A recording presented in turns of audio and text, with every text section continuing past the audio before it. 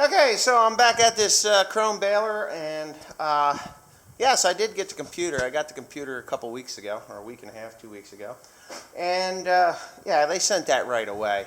The one thing I don't have is an operator's manual, but I do have a parts manual. I think it's in the pickup truck.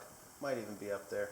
But what I've been doing is actually hooking up the electrical connections and the computer connections, and you really kind of have to be careful as to what you do with them. Like this one here, this is the power cord, and this is very different than the New Holland. The New Holland had a power cord that went to the baler, and it also had a power cord that went to the monitor up top. And I have this Krone only has the power cord that feeds the baler, and then the whole computer wire that feeds the computer, and there's actually a power cord inside this. Now, when I go to unhook the baler from the tractor, I think that Krone should have a quick disconnect here, someplace here in the middle, because I will have to disconnect it way back here, way back there, like down there, and then I would have to coil it up, and that's why it's just dangling here like this, so that if I do have a problem, it can just slip off or whatnot. I mean, I may even just dangle it like this. I may not even loop it over anything, just so that it can flex and turn. But we'll see how it is when I get it in the field. So anyways, this is all hooked up here. Timothy hooked up this part here. He drilled and tapped those in, and I ran the red and black wire to the front over to the battery side of it, and it is a fuse protected. It's up and underneath that cover there, but it is a fuse protected wire. Here it is. This is the parts, spare parts. That's what came with it. So I'm looking for the operator's manual, as I know that the operator's manual is it should come with this.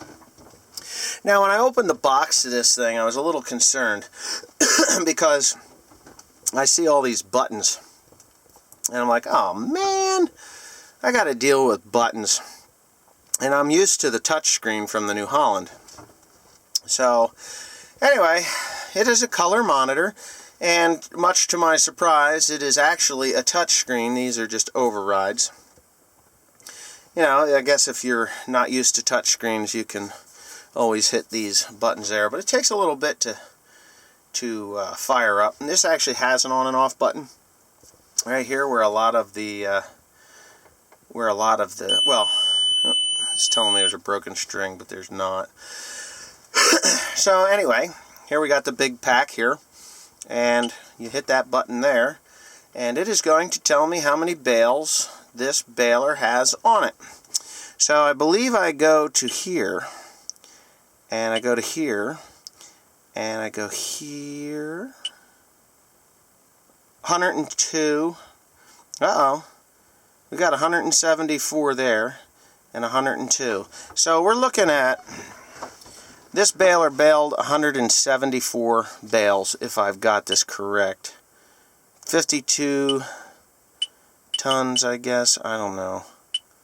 I don't even know how this thing works. Let's say we clear off number 2, we clear off number 1, and we still have 174 bales. This thing has run for 3 hours.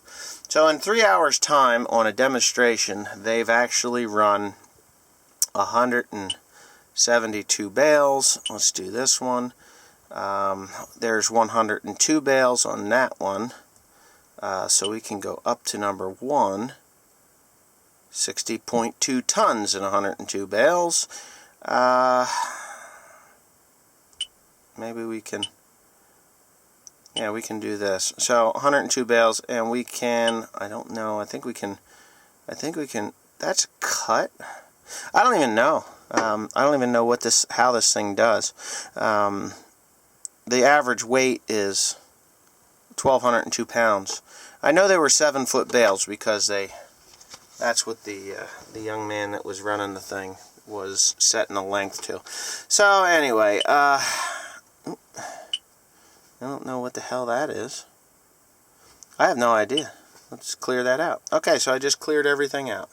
We'll hit OK, and we'll escape from there, and we're back at number 1, which is giving me that. We're going to hit OK there. We'll hit escape, and we can check this out. Still have 174 overall bales. So this baler has had more bales through it than what I was originally told, which is okay, I guess. I will talk to them about it. I know if I say it's okay, somebody will call me spineless like a little bitch. But everything is a lot like the New Holland. This actually has a much larger screen than the New Holland. I can turn on my lights on and off, and if you can look in the back there, you can see, I'm going to hit them off here. You can see them come on and off. So, and there's actually one down below. And yeah, they can turn them on and off right from here, which is nice. This gives me the PSI. This gives me the percentage of, I don't know why they have a little car here. It goes from a little car to a hand, which I don't understand that. But it tells me that my gate is up, and the other thing is I can adjust the length of the bale by doing that. So I hit that number, so I scroll it, and then I can, if I say, hey, you know what, I only want a 96-inch bale, then I do that. But if I want a 102-inch bale, oh, come on. So we go like that, we go like, say I want a 102-inch bale, we hit that, and we hit that, and now it has set the length in the back to 102 inches.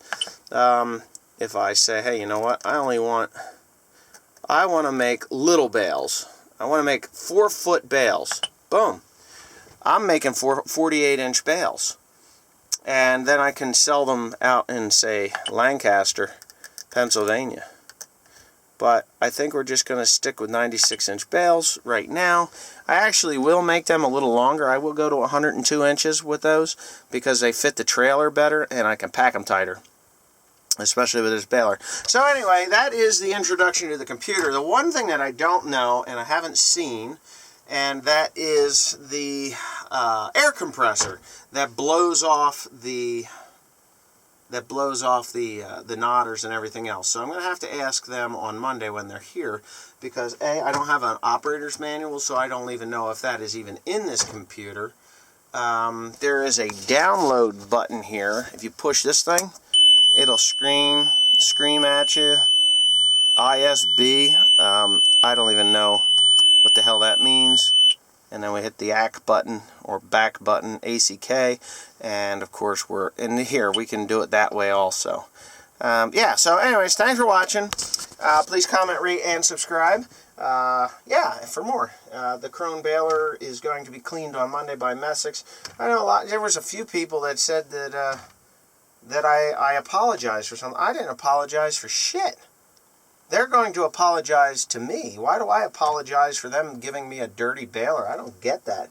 But not that it even bothers me. I mean, you uneducated assholes, I give you a glimpse into my life, and you just like think you know it all. But anyways, that's just for me, you know, for me to laugh about, because honestly, you're not really that intelligent if you're posting stupid stuff that isn't even true on my page. But anyways, thanks for watching. Please comment, rate, and subscribe.